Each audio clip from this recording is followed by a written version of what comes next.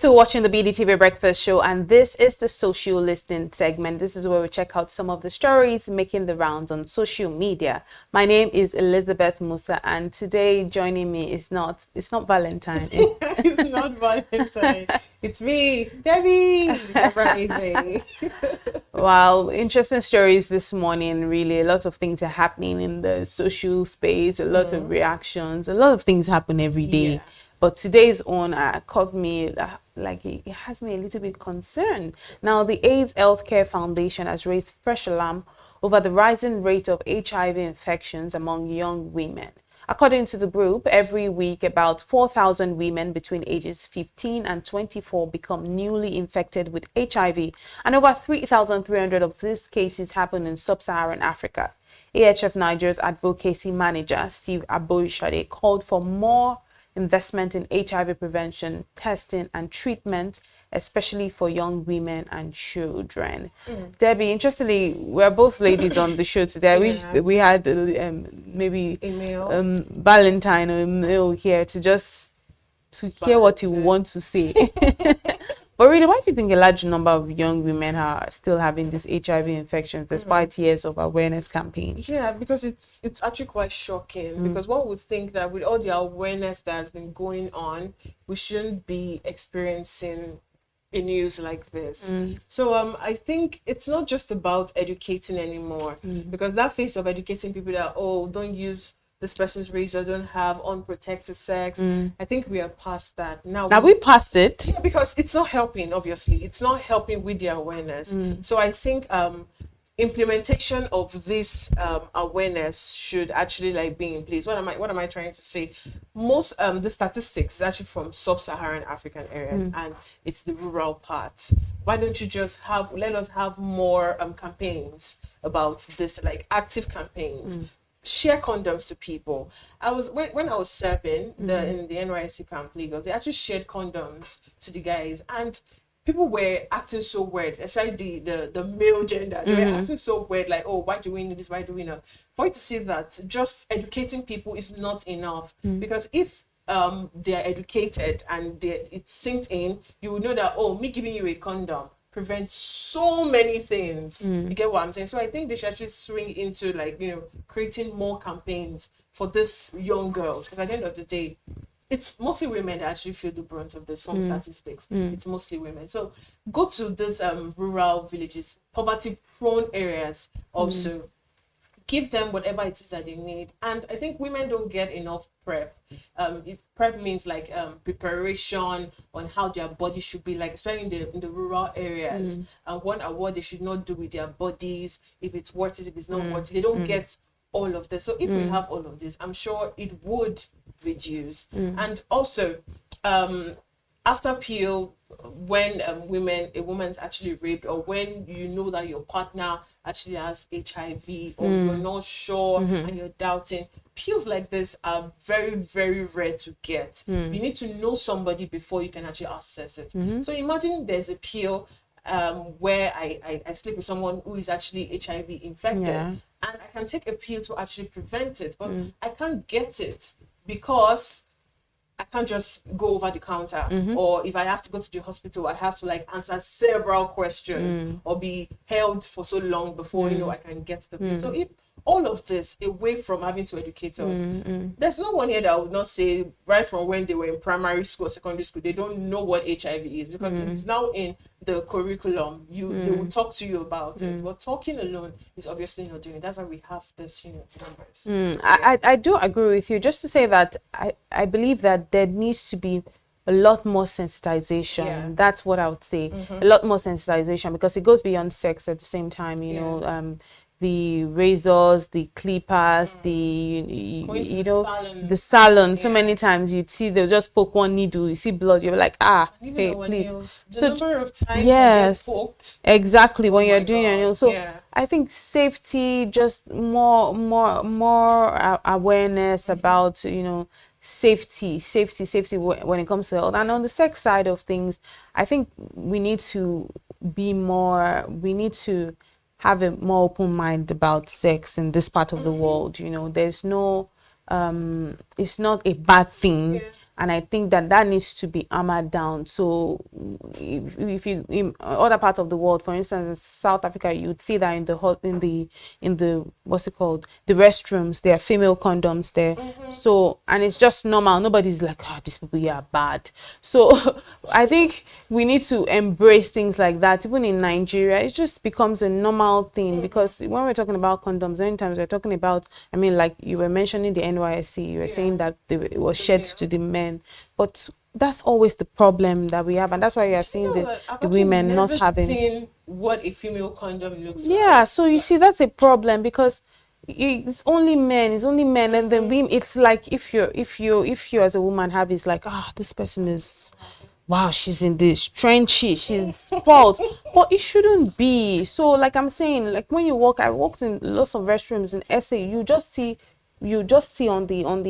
on a shelf, you just see, oh, nicely, it's not like it's put in a way that's like forbidding, it's put in a very attractive manner that you feel like it's normal. Like if I walk into your house, the way you make me feel welcome, like, so that's how it is. It's not put like in one corner that you're like, how was that thing? It's put, red flowers and everything, so people just feel like, oh, I can take this thing, if I need to make use of it, I make use of it. But here it's not even, you see the way the men are doing, and they are sharing, and then women are if you even say, hey, you can't even bring it for women. So we need to be much more open, open towards speaking about sex, safe sex, and all of these things, if you're not abstaining, because that's also one thing that another way to just all the more just avoid any of all these infections. So there's that. So more sensitization should certainly be done for us to prevent these numbers that we're seeing. But let's see some of the reactions on social media and see how Nigerians are reacting to this conversation.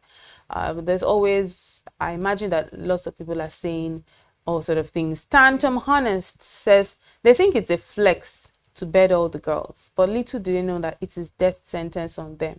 Many are HIV positive. About 3 in every 132 Nigerians are living with the virus. Oof, that's scary to hear, actually. Isaiah _Eda 18155 says the government needs to bring back the media campaigns exactly to drive fear into them. These Jeezys know nothing about HIV. That's the Gen Zs. I remember that was the point. Okay. So, I disagree. No, but seriously, there was a time when, I mean, in like 2000 or something, when it was a thing. Like every time it was even putting fear into you, that so you're being very careful. In fact, you want to share a spoon self. So someone that will not say, no, it's not passed through spoons now, because you want to share. It was very on your TV, but unfortunately now we have TikTok, we have everything, but what are we even talking about? We're not passing the right information, the things people need to know. And that's why it's important to see this news today. It's important that we're talking about it today, so that it comes back, as the media, it comes back to the forefront. From the concept of the Gen Zs understand what the sickness is, and because there is an understanding of what it is, unlike older people in the 2000, they understand that, okay, this can be prevented like this. If you do this, now people with HIV, they come on TikTok and be like, oh, I'm living with HIV. These are my drugs. This is what I use to like go by the day. So don't you think the Gen Zs are seeing, they're like, okay, if I don't do this, it's not going to happen to me? I don't think so. I mean, I think that's what it is. I don't think so. I think I agree with that commenter that says that many people know what HIV is. Mrs. Speaker, I feel like there is no enough. It's not, the awareness isn't as as much as we used to have it. I hear you when you say TikTok. When this person says I'm coming, but that does not mean that many people are aware. Do you think that means that many people are aware? Like I said, many people are aware, but they don't really know what to do. Like we don't have like enough health services programs that actually push what we know. Like so many people know how to cook. Let me use this. You know how to cook, but do you know how to diversify without being just basic? So you know the basic information. How do you stop it? That's why I said we need more campaign. We need more health service, campaign where you can actively more media campaigns as well, so people can know. the educational system, they're really doing good, I must say. I'll give it to them, because they start teaching you what HIV is from primary school all the way to secondary school. I don't think they're doing enough. I think they have, because if it's part of that's like only what they can do. If it's part of the curriculum, and you have clubs that actually talk about these things, the health club, social club, they get to talk about these things, because I still have like siblings, in secondary school. So they actually like they're doing great. But it's not just about letting people know that, okay, don't use this razor, don't use this, don't sleep with this person. It's not just about that. I think we should have like active campaign. You and I know what campaigns can do, what it can change. It can turn an ordinary information into something very big. So if we can have these campaigns, I'm sure the level of infection would actually reduce. All right, let's see the last two comments and see how more people reacted to this conversation on social media. Vishal Tech Zone says, this is truly alarming news. We need to raise awareness and provide better education about prevention methods. It's crucial that we support initiatives aimed at helping young women stay safe and informed. Let's work together to change this narrative. That's why I said that's why I'm really all for female condoms. Let them become a thing. Even I want to say even in churches, but I mean, let nobody come and, but seriously, like just everywhere, it should be like in companies. That's how it's done in other places, in offices. Like you enter a restroom, you're just seeing it there, because the truth is things are happening. So why are we just deceiving ourselves? Emmanuel Isijola says, the rate is increasing, but the dread is decreasing. People no longer are afraid as it was when it was first introduced. And that's the truth. I remember then they say, hey, HIV.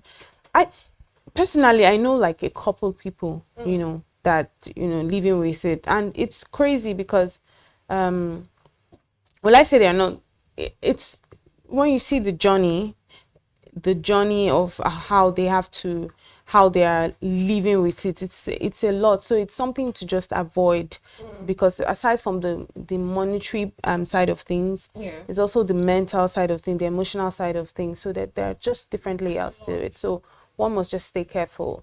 I know they say we can never be careful enough, but so let's just do our part. When it comes to HIV, we can be careful. You think? I think because like I said, I know how many times I get poked. I make sure that I go my own cortical equipment. I make sure that there is no form of accident. And also when it comes to the main part, that sex, because that's like the fastest infectious model. So when it comes to that, I make sure that we have to be both, accountable partners before we can actually not really check. Like I have to know that, okay, you're not going to be messing around. I'm not going to be messing around. Right. Yeah, for me to like, okay, now be so vulnerable. So I think when it comes to infection, you can actually be careful. But when you talk about the sex part, oftentimes it's lovely that we're having this conversation, even though it's like it's also feeling like it's a morning show. So usually you're like, you try to be aware of conversation like this in the morning. But just very quickly, so before we move on, many times people meet partners, and it's not every time that people are like, okay, before we start anything, let's go do a check. Let's just so you're sure, because you talked about being accountable, but that's already when you're in it. Like when you meet the person, many times people don't have that time to start saying, oh, I need to be, because you don't know the history. You need to have the time. Ask the right questions. No, you can ask the questions and you don't get the right answers. People lie. I will sue you. Exactly. But you don't know. So people lie. So how many people have the time to say, okay, you know what? Before we start anything, let's check. People don't do that. So what if they're lying? Like things are happening. This is Lagos. Maybe not miss. This is Lagos. Anyway, let's move on now to the Federal Capital Territory, where Police Command says it has arrested 12 suspects linked to the killing of Arise News anchor Somtochukwu Maduagu and a security guard named Barnabas Danlami during a robbery in Abuja. Police said the suspects were captured after an operation led by the Scorpion Squad using forensic tracking. One of the suspects, Sani Sirajo, reportedly told police he tried to stop Somto from jumping off the 3-story building but couldn't hold her weight. Now, the suspect allegedly shed 200,000 naira stolen each from the stolen money after the attack. Recovered were from the suspects were guns, ammunition, phones, and other stolen items. The police say the suspects have confessed and will face prosecution after investigations. Now, that's the conversation today, but kudos to the police. But, when I saw the part, I had to sigh when I saw them saying they shared 200,000. I'm like, look, this is just poverty speaking, because really, how many people are we talking about here? They're talking about 12 people that were arrested, and they even said, I think in total, if I recall, I think they were talking about, I think they said that building was A 3-story building? yes, no, the amount of robbers that attacked. Okay. I think they had mentioned 14 or so. So if we're saying that 12 of them shared, wait, just to be sure, the suspect allegedly shared 200,000 each from the stolen money. So I'm just wondering, this 200,000, what can it do that people Take someone's life? I hope I'm not speaking from the place of privilege, but really I just don't think that there's any reason to.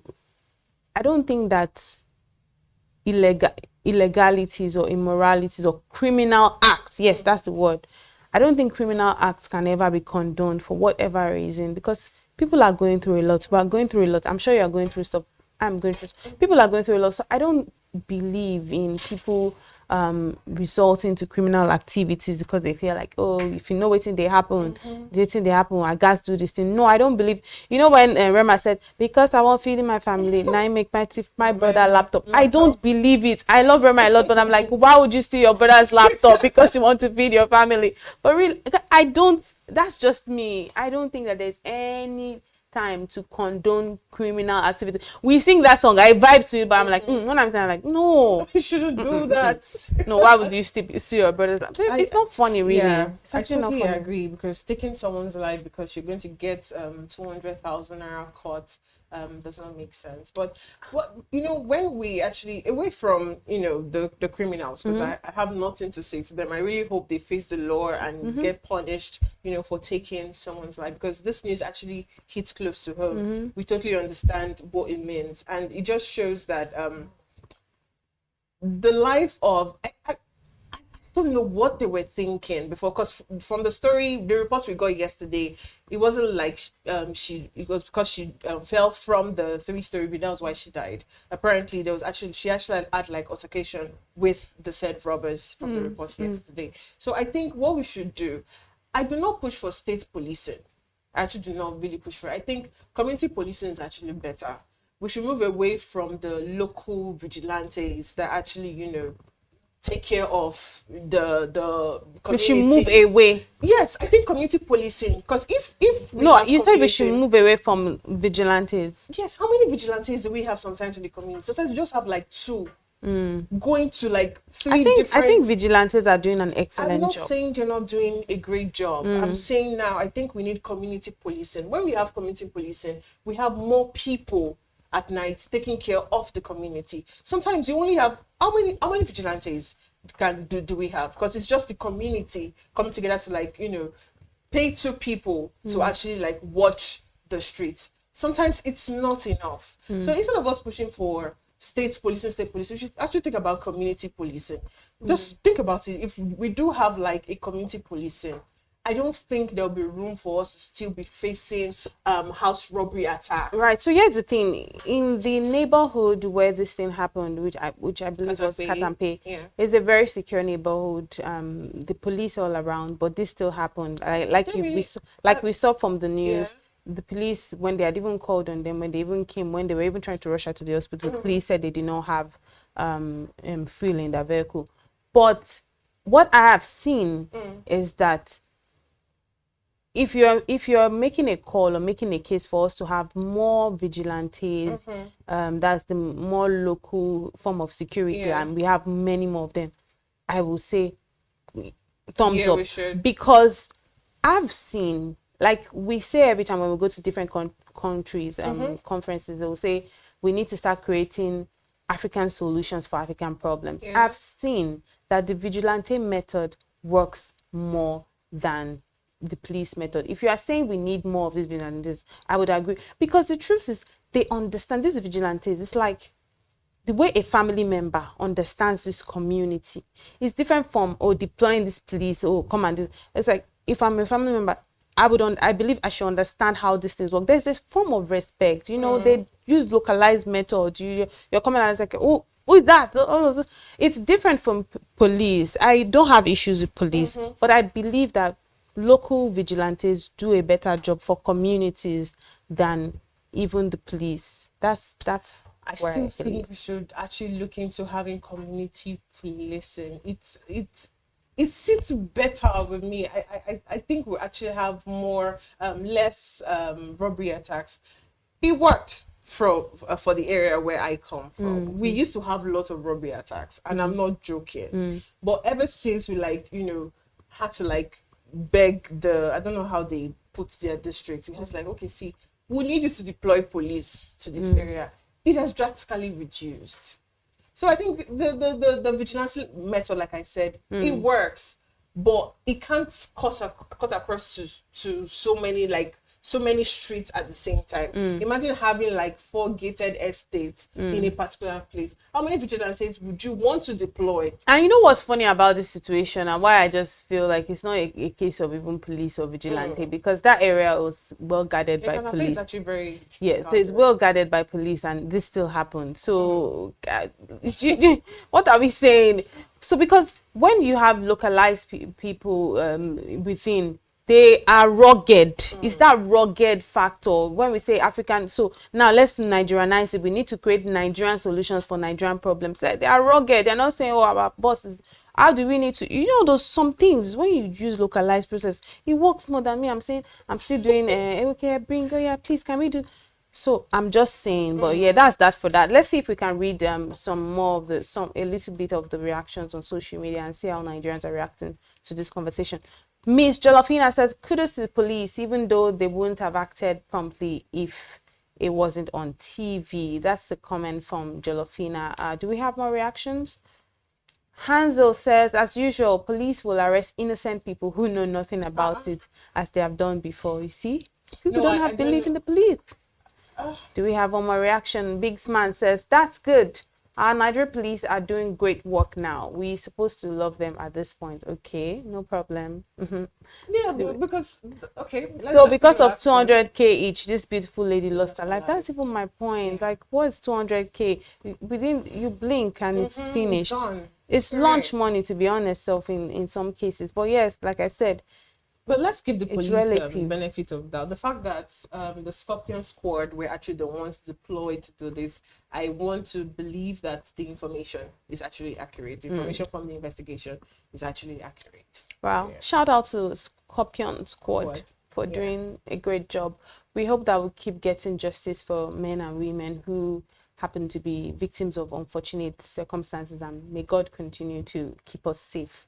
Well, that's where we wrap it up this morning on the social listening segment right here on the BDTV Breakfast Show. We hope you enjoyed the show, from the headlines to, of course, the paper review to the business morning, as well as the big story, and now to social listening. We hope you have a wonderful weekend. My name is Elizabeth Musa.